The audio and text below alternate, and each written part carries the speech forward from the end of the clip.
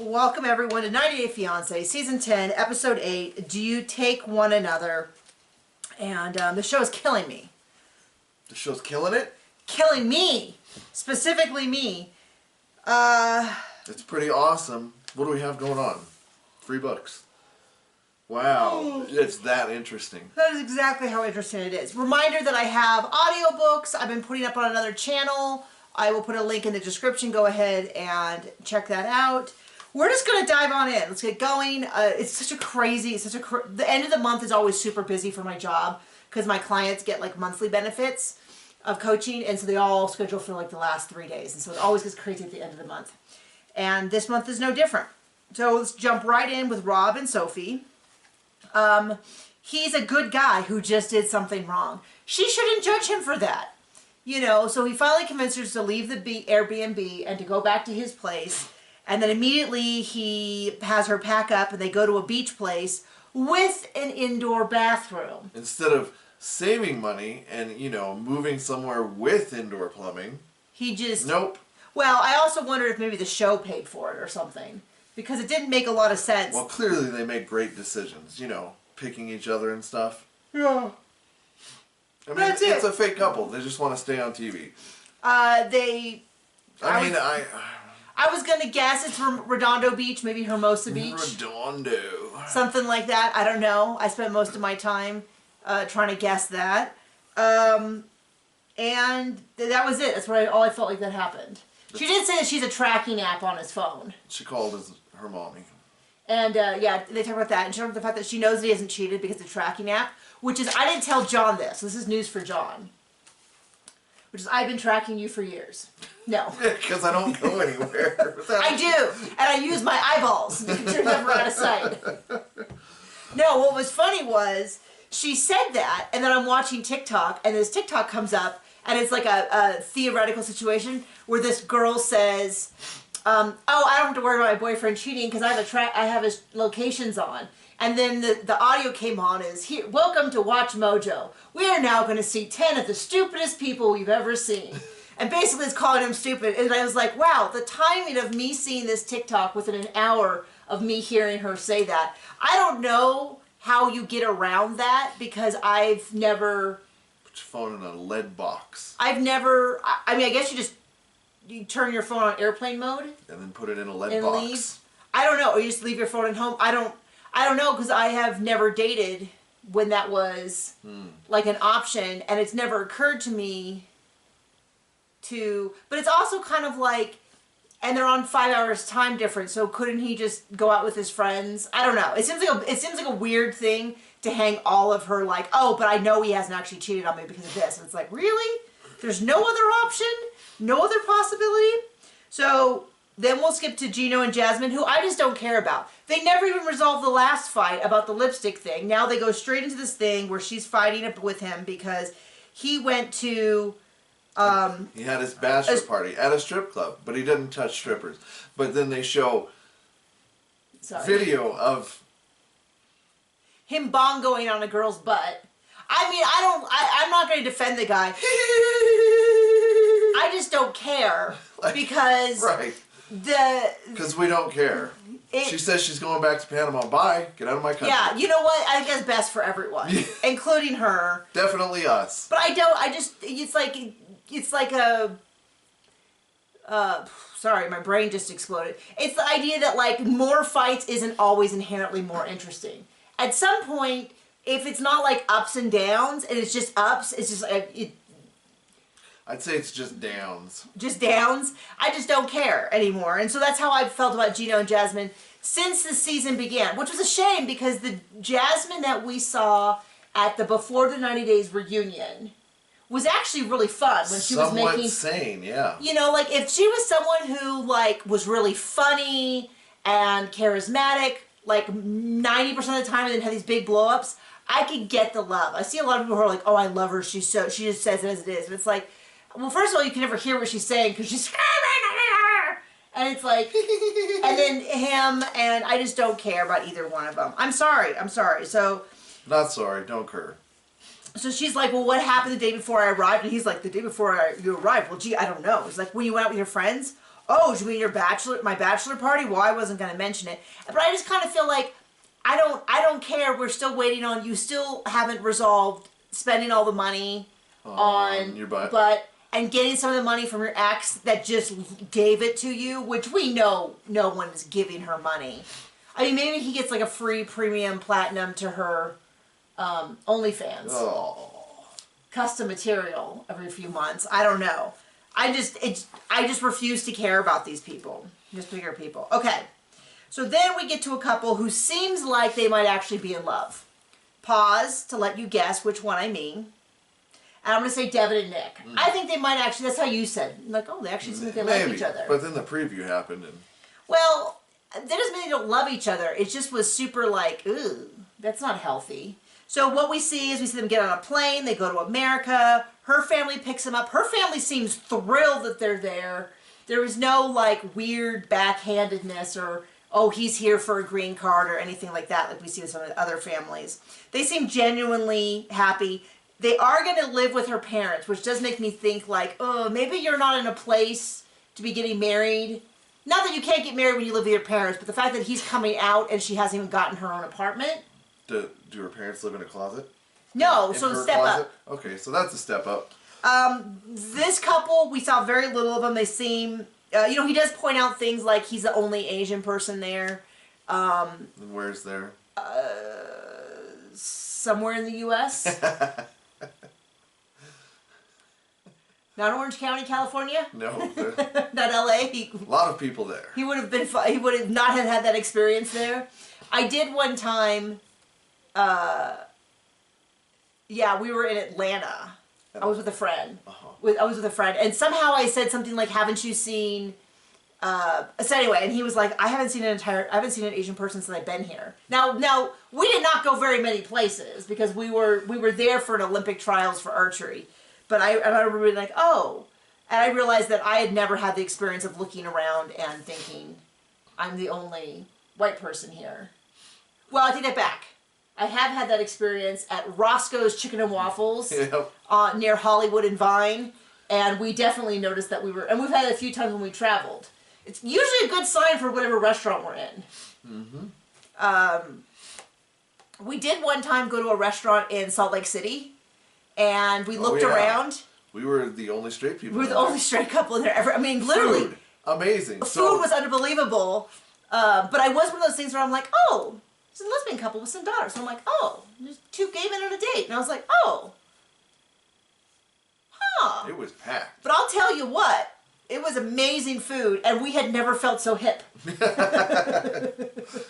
It was called Before or since. It was called the Red Iguana. And if anyone is from Salt Lake City, you can tell me if it's still good. When we went... Or Red Iguana 2. Which was right around the corner. It was so popular they just got a second location with almost the same name and the same menu. But when we went, it was fantastic. Fan-friggin-tastic. Unbelievable. So that was really good. But it was really funny. Because the friend who recommended it was a lesbian. And so I texted her and I was like, is this a lesbian restaurant? Is there such a thing as I know there's gay bars. Is there such a thing? And she laughed at me very much and was like, no, there is not such a thing. But it does please me to know that there's that many people there right now that are anyway. So had a great time, great food. We had to pad this review with things other than things that are interesting. So anyway, with Nick, unlike this show, with Nick and Devon. The big thing is that in the preview, he calls her a piggy and goes like oink, oink, oink, and like grabs her tummy at a family meal. And I'm still like, is this just a cultural thing? Is this like not a cultural thing? I've encountered this many times where people are like, oh, it's just a cultural difference. They're just dicks. And then people from that country are like, no, it's not a cultural difference. Don't you put that on us. Right. How dare you? Don't drag my whole country into this problem. They're just a jerk. But a lot of times it does happen with Americans where they're just like, oh, I guess things are just different in their country. And then the answer is no, it's not that different. So then we get to Nikki and Eigor. They go to see his family. Little shocking because it looks like his mom and Nikki younger. Are the same age, and just Nikki's had a ton of plastic surgery. But his mom's beautiful. she seems to have some concerns that I don't feel come from bigotry. They seem to come from a genuine place of, last time you guys were together, he moved home and he was devastated for several years and depressed. And so my only concern is his mental health. That seems like a fair thing that you would say about anyone. Which is kind of weird because... Speaking of his mental health, it's not going to get better being with Nikki. It was a funny thing because they had presented this whole time through as his family was terribly bigoted and prejudiced and we're going to have these unfair thoughts. And then they meet him, she seems ecstatic, gives lots of hugs. The father didn't say anything the whole time they were there, but I'm also married to a man of few words who has only started speaking on recaps because it makes him money. And so he's like, if you're paying me to do it, then sure. And what I did think was absolutely hilarious is, so he was translating from Nikki to his parents. And at one point, Nikki says something like, I'm going to do this, I'm going to do that, and it's going to be good, and it's going to be fine. And he just basically tells his mom, so she said this, and a bunch of English words. A bunch more words or something like that. Yeah, a bunch more English words. Bunch more English words. And it was just kind of like, I mean, it's technically an accurate translation. She did say a whole bunch more of English words. But it is a funny translation for that. And what's weird to me, the one thing that does seem to bother me about this big fight that they had is, so the mom is sort of like, this was a really devastating time for him last time you broke up and came back from America, and I'm really concerned. And Nikki's like, yes, it was also a difficult thing for me. And I thought, weren't you the one who got into a fight and then threw a bunch of stuff into his face that he didn't know about that you had been hiding? That, I don't know, kind of indicates that maybe you're not so great with yourself. Like, I don't know. That's certainly not something I'm an expert on, but it didn't seem like a lot of accountability on her part. It seemed to be a lot of like... Kind of seems like a theme in the show. I know. I'm going to tell you that if you're on TLC, you're in the land of people with very little self-reflection. And much tax fraud. And hopefully a lot more. I'd like to see I'd like to see Robin go to jail. And Cody. Go with the Chrisleys. Okay. So then we get to Manuel and Ashley. Oh, another fun couple. And I do not... They hate each other. I am not crazy about him. He seems like he's just here screwing around. But this episode, she was kind of unhinged the whole episode.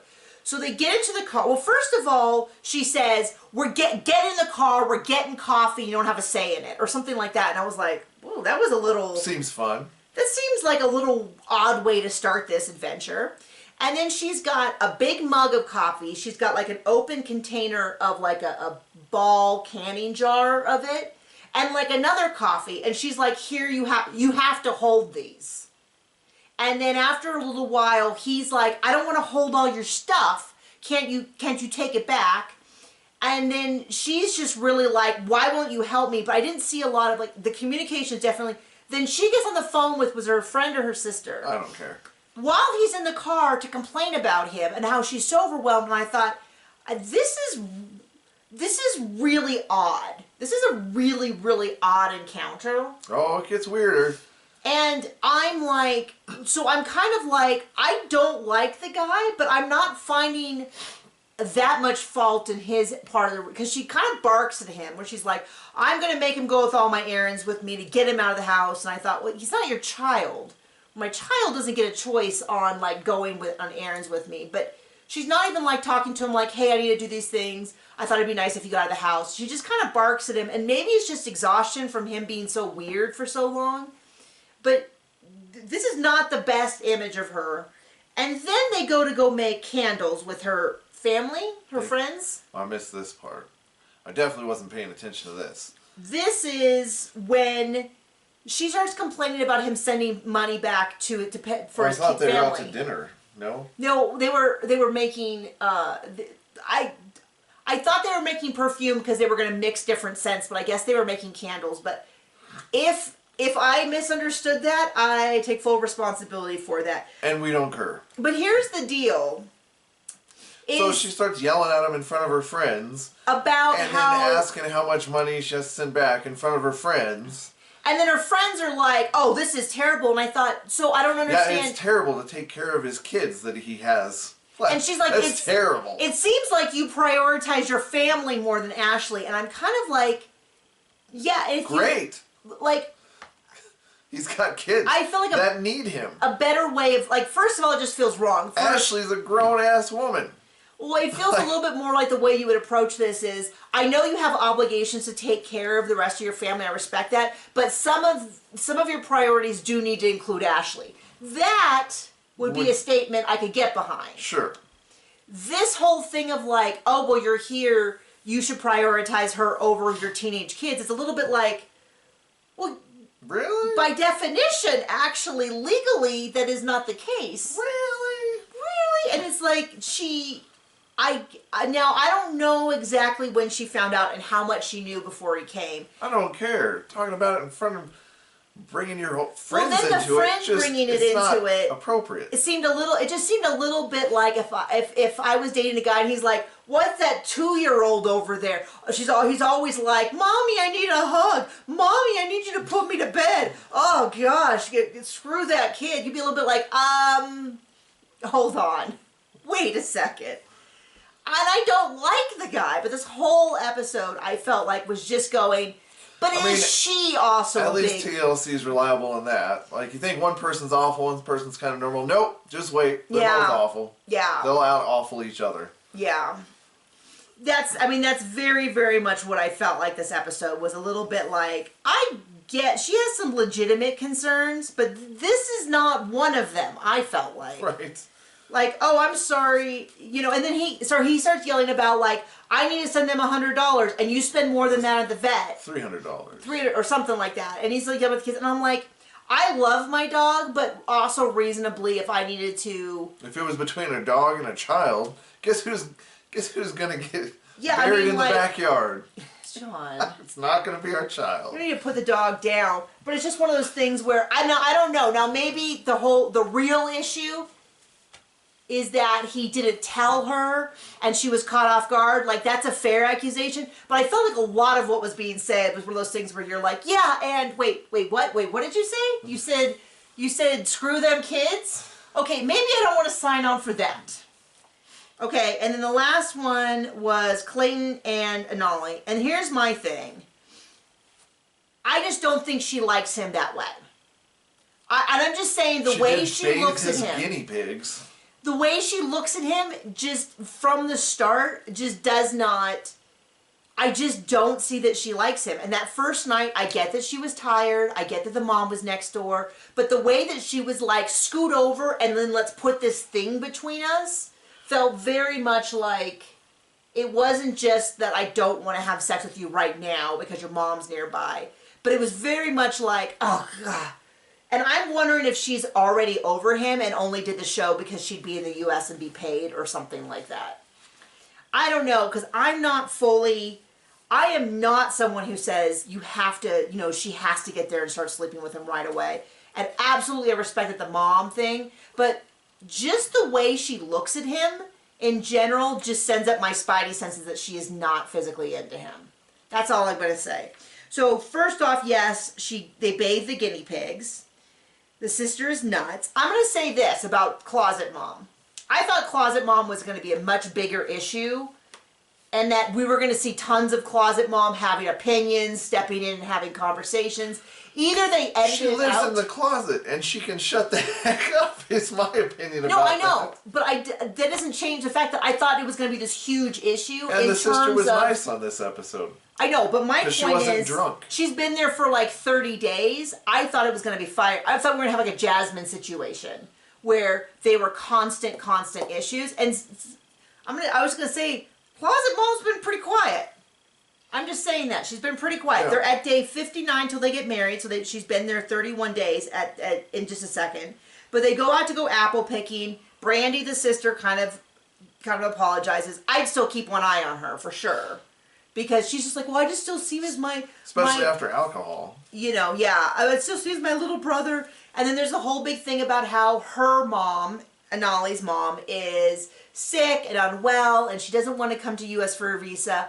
I don't think she wants to come at all. I think she's just here to run out her time. I don't know. I'm just not buying that they're into each other. Well, I think he's into her, but I'm just not buying that she's into him. Because I'm not even seeing little, like, kisses in the morning or snuggles. No one hears snuggles. You know what I mean? Anyway, so they go to the apple picking. Brandy apologizes, and then they're going to go to a hotel. It's now 51 days. This is what they said, 51 days. So it's been 31 days, and they still haven't had sex. And like I said, I don't think you need to have crazy sex. I'm just not seeing any chemistry on her part toward him that indicates any level of... Like, I feel like we're more affectionate during a video right now than they are towards each other. You know what I mean? Like, I think we're standing closer than they have ever stood. Speaking of, join us for our OnlyFans. Hey, John, don't Nobody you want to see some real affection? No. So they go to a hotel room. He puts up candles. He puts out his Rubik's Cube, which really confused you. Has some, like, lotion lube for a massage. And then he just kind of rubs her shoulders. And she says that he looks like a splayed out cow. And it bothered a lot of people that he had his outdoor clothing laying on the bed. And that's where they left off. Fun. So, there you go. I don't know. I think the only couple who even likes each other is Devon and Nick. Seems that way. And he calls her his little piggy. And so I don't know how that's going to work. I don't think her family's going to be very thrilled with that. And it's funny, well, I think the weirdest thing about that is I think she's repeatedly told him that that's not, and he said, like, oh, I guess it doesn't translate, and just keeps going ahead with it. And it's kind of like... Oh, you have a boundary. Let me just burst on through. Seems perfectly healthy. Step. So that is the episode. Thank you for joining us. We're now going to go take a nap.